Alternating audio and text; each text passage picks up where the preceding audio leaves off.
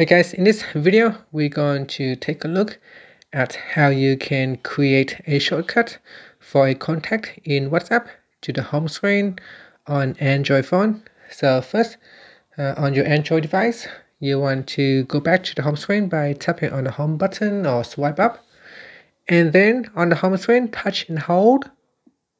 Next, you want to tap on widgets at the bottom. And then in widgets, you want to swipe across until you can locate the WhatsApp folder, open it.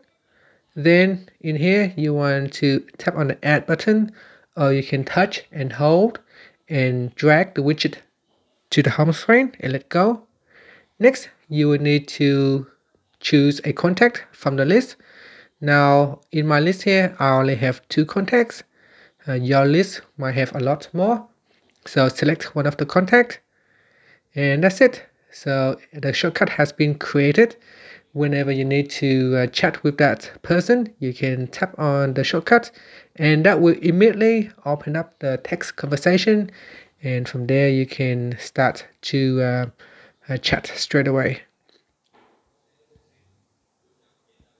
And that's it. Thank you for watching this video. Please subscribe to my channel for more videos.